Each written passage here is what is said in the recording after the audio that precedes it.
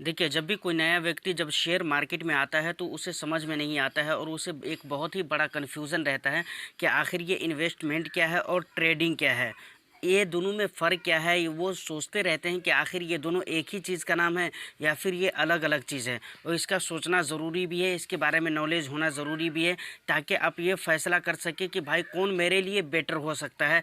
आप किस नॉलेज के हैं, किस हिसाब-किताब के हैं, कितना आप इन्वेस्टमेंट करना चाहते हैं, कितना आप रिस्क कवर करना चाहते हैं। इन सारी चीज़ों के बेस पर आप ये फ़ैसला ले सकें, डिसीज़न ले सकें कि हमारे लिए कौन-सा बेहतर रहेगा, इन्वेस्टमेंट बेहतर रहेगा या फिर ट्रेडिंग बेहतर रहेगा।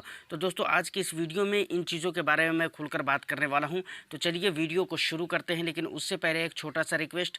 दोस्तों, अगर चैनल पे फर्स्ट टाइम विज़िट कर रहे हैं या सब्सक्राइब नहीं किया है, तो चैनल को सब्सक्राइब कर लीजिए इसी तरह की इंटरेस्टिंग वीडियो देखने के लिए। अब हम सबसे पहले बात कर लेते हैं ट्रेडिंग के बारे में। देखिए, ट्रेडिंग में असल में होता क्या है कि इसमें आप किसी भी शेयर्स को बाय करने के बाद ज़्यादा दिन तक के होल्ड नहीं कर सकते हैं। उसमें आपका प्रॉफ़िट हुआ, उसे आप 1 दिन में ही सेल कर देते हैं, 2 दिन में, और ज़्यादा से ज़्यादा 1 वीक इसको रखा जाता है। मतलब ट्रेडिंग में मानकर चलिए एक बजाज कंपनी का शेयर्स है जिसे आपने ₹200 में ख़रीदा। अब उसको आप शाम तक के आप उसको 250 होता है या ₹230 होता है, तो उसको आप सेल कर दीजिए। मतलब कुछ प्रॉफ़िट आ गया, आप सेल कर दीजिए।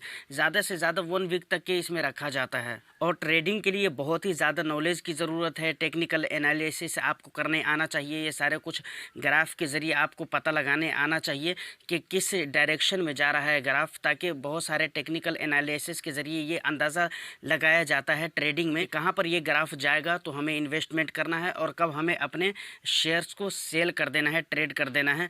तो दोस्तों, ये सारी चीज़ नॉलेज आपको होना चाहिए। और सबसे बड़ी बात ये है कि ट्रेडिंग में आपको मुनाफा तो बहुत जल्दी हो जाता है, एग्जैक्टली मतलब इमीडिएटली आपको उसी टाइम पे मुनाफा हो जाता है। जैसे आपने शेयर को ख़रीदा और शाम तक के बेच दिया मुनाफा करके, तो उसमें आपका रिटर्न बहुत जल्दी आ जाता है और ज़्यादा करके आता है। लेकिन यहाँ पर रिस्क की अगर हम बात करें तो वो भी बहुत ही ज़्यादा होता है। अब बात करते हैं इन्वेस्टमेंट की। तो इन्वेस्टमेंट बहुत सारी चीज़ों के ऊपर निर्भर करता है। देखिए, अब ट्रेडिंग में क्या होता है कि कंपनी क्या कर रही है, किस बेस पे काम कर रही है, उसकी एनुअल रिपोर्ट क्या है, मतलब उसके प्रॉफिट एंड लॉस के मतलब स्टेटमेंट जो होते हैं वो भी आपको देखने की ज़रूरत नहीं होती है। लेकिन इन्वेस्टमेंट करने के लिए आपको कंपनी के प्रॉफिट एंड लॉस के बहुत सारे एनुअल रिपोर्ट देखने होते हैं। उसके जो है रिपोर्ट्स आपको रीड करने होते हैं। उसके बाद ये भी देखना होता है कि कंपनी किस बेस पर काम कर रही है, कहाँ कहाँ ये निवेश कर रही है, ये सारे कुछ को ध्यान में रखना होता है। दूसरी बात, इन्वेस्टमेंट में आप कभी भी अपने शेयर को सेल कर सकते हैं।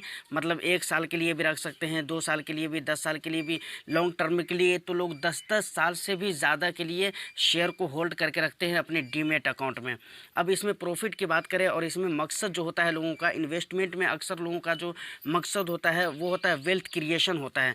मतलब लॉन्ग टाइम के लिए हम इन्वेस्टमेंट कर दिए, अब उससे जो हमें मोटा एक रकम बनाना होता है वो मकसद होता है ज़्यादातर लोगों को। और इसमें भी आपको फंडामेंटल एनालिसिस के बारे में आपको जानकारी होना चाहिए और इसमें बहुत सारी चीज़ें आपको जाननी पड़ती है।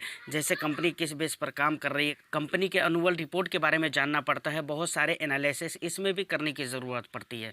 तो दोस्तों, यही कुछ फ़र्क होते हैं, मेजर फ़र्क। मतलब ये समझ लीजिए कि आप ट्रेडिंग कर रहे हैं तो इसमें रिस्क बहुत ज़्यादा है, रिटर्न भी बहुत ज़्यादा है, लेकिन आप 1 दिन में ही इसको क्या करते हैं, कंप्लीट कर देते हैं। मतलब बाई और सेल दोनों 1 दिन में ही हो जाता है। लेकिन इन्वेस्टमेंट में ऐसा नहीं होता है, बल्कि साल भर के लिए, 2 साल 3 साल या लॉन्ग टर्म कहे तो 10 साल से प्लस के लिए भी आप अपने शेयर्स को अपने डीमैट अकाउंट में होल्ड करके रख सकते हैं। अब मकसद क्या होता है? मकसद होता है, अगर हम ट्रेडिंग की बात करें तो इसमें सिर्फ प्रॉफिट कमाना मकसद होता है, कंपनी क्या कर रही है उससे कोई मकसद नहीं होता है। लेकिन अगर इन्वेस्टमेंट की बात करें तो यहाँ पर मकसद होता है कि वेल्थ क्रिएशन। तो सारी कुछ उम्मीद करता हूँ कि बातें आपको समझ में आ गई होगी। वीडियो अगर अच्छी लगी तो वीडियो को लाइक एंड शेयर कर दीजिए, चैनल को सब्सक्राइब कर लीजिए। फिर मिलते हैं किसी नेक्स्ट वीडियो में, जब तक के all the best. Thank you for watching.